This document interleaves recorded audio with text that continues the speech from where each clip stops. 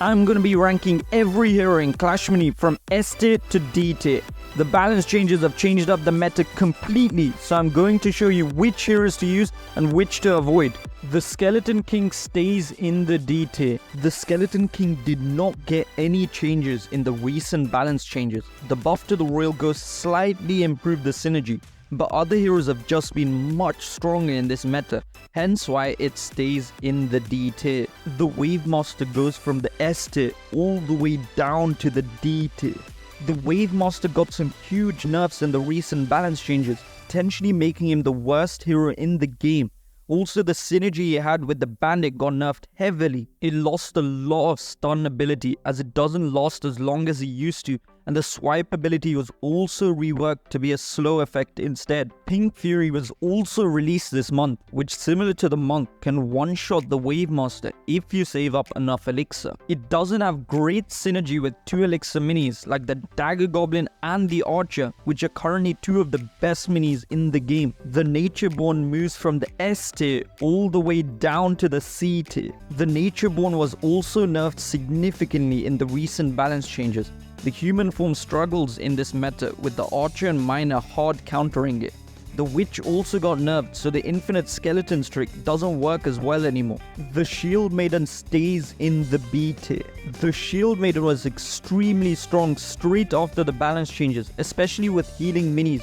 But as more players started adding anti-heal minis like the Wizard and the Valkyrie to their decks, the Shield Maiden started to fall off. Other than healing minis, there's not many synergies that work with the Shield Maiden, as it is more about keeping the shield active as long as possible. Dagger Goblin with a couple of bows stacked up can easily take down the Shield Maiden before he even casts his first shield. Pink Fury starts off in the B tier. Pink Fury is the newest hero in Clash Mini and could be the highest skill cap hero in the game. Saving the right amount of elixir is key, along with keeping it alive as long as possible.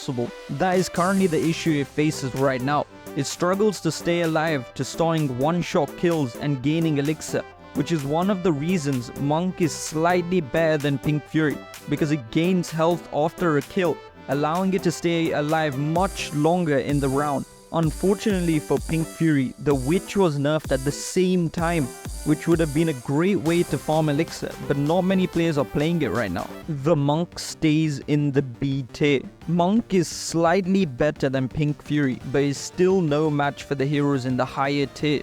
The Unstoppable added to the Barbarian King in the balance changes indirectly nerfed the Monk, because you sometimes have scenarios where the Monk entirely wastes the super on the Unstoppable. Against most melee heroes, he can win quite comfortably, but against long-range heroes like the Archer Queen, Grand Warden and the Royal Champion, he tends to struggle to even get close to them in the later rounds. The Archer Queen goes from the A tier down to the B tier. Archer Queen is in a decent state currently, but there's a lot of backline pressure with the Archer, Prince and Miner in the meta, which makes it difficult to defend against. The Magic Archer's hit speed also got nerfed, which made the invisible Magic Archer and Archer Queen combo less obnoxious. The rework to the Ice Wizard's Clash ability also didn't help, making it more difficult to face the Fisherman. The Countess moves from the A tier down to the B tier. The Countess got indirectly nerfed by the addition of the Pink Fury, as it plays similar to the Monk and can one-shot it in the early rounds. But other than that, it can counter Barbarian King in the early rounds by preventing healing and taking out low health 2 elixir minis, but struggles in the later rounds.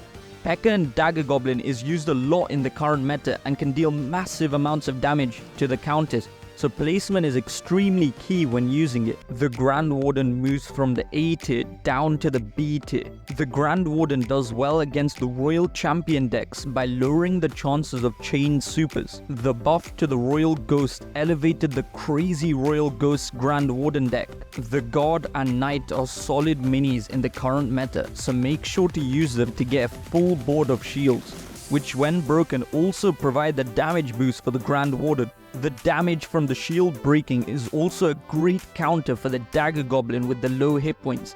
It has great tile synergy, so make sure to use him with the Clone tile and the Devil Deals tile. The Royal Champion goes from the C tier all the way to the A tier. The Royal Champion got what seemed to be a minor change, but paired with the nerfs to the Wave Master and Bandit, it propelled to become one of the best heroes in the game. It has great synergy with stun minis and the P.E.K.K.A. The nerf to the Fisherman was perfect and allows safe placement at the full back of the board. With correct placement, you can also avoid the Miner, and the opponent would have to place the Archer fairly high up to attack the Royal Champion. It can struggle against the Healing Ranger with Unstoppable and the 3-star Golden Giant, but other than that is a very strong hero.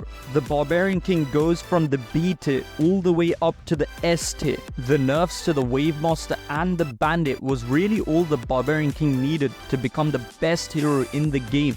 The Dagger Goblin slotted in perfectly for 2 elixir decks, replacing the Barbarian. The Unstoppable addition to the Invincible ability helps to survive just that extra bit and ensures that the invincibility doesn't get wasted.